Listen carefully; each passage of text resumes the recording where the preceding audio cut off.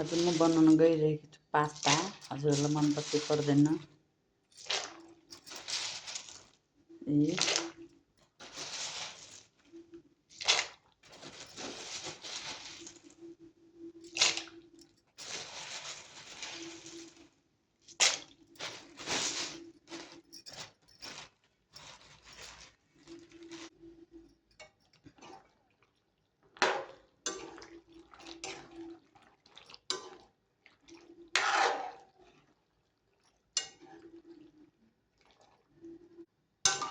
Pasta उसिन्दा मजाले पाक्नुपर्छ। यहाँनिर यहाँ छाम्दाखेरि थाहा हुन्छ पाकेको छ कि छैन भनेर। अलिक पाकेको छैन, पाकेछ। म अब यसलाई एउटा भाँडामा खनाउँछु। खनाएँ मैले पास्ता रेडी भयो मेरो। अब यसलाई तेलमा फ्राई गर्ने। पहिले मैले बन्दा काटेर राखेको छु। प्याज छ, टमाटर छ र अलिकति गेडागुडी पनि छ है त। कस्तो हुँदो रहेछ।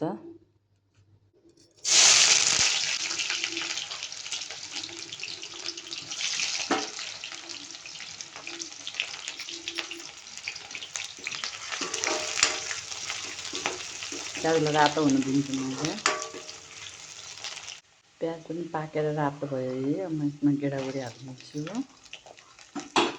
चनाकेरा हो यो चाहिँ।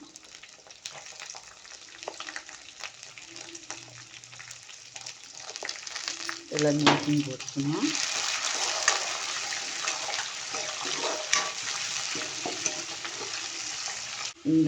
यो पनि रेडी भयो। मैले यसमा हाल्छु बन्दा।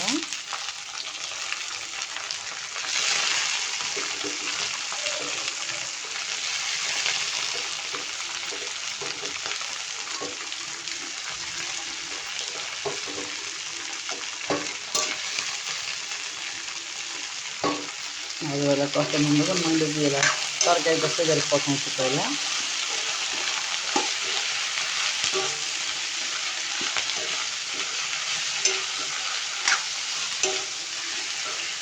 त्यसपछि मैले हाल्ने यसलाई बेसार, हल्दी,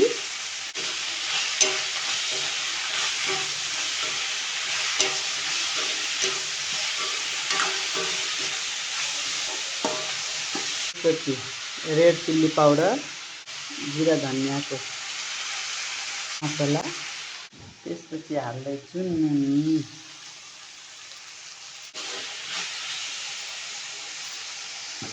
लास्टमा हाल्दैछु मैले टमाटर।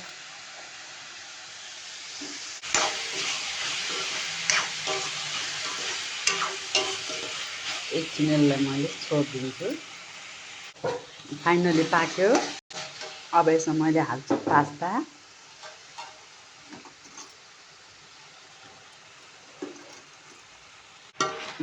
अब यसलाई यसरी चलाउनु, बिस्तारै चलाउनु।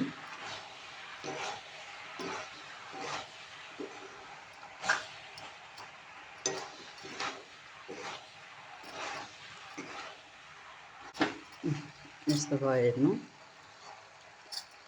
हजुरहरूलाई मनपर्छ पर्दैन सोया सस? म चाहिँ अलिकति सोया सस पनि हाल्छु यसमा।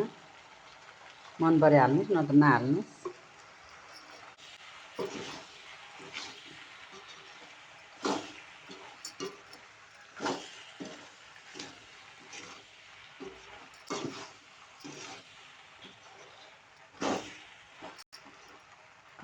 फाइनली रेडी भयो पाकेर।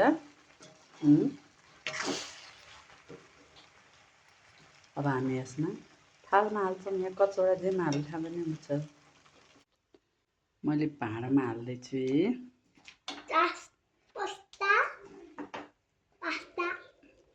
रेडी भयो। त्यसरी माथिबाट अलिकति केचप हालिदिएँ। Wow, yummy.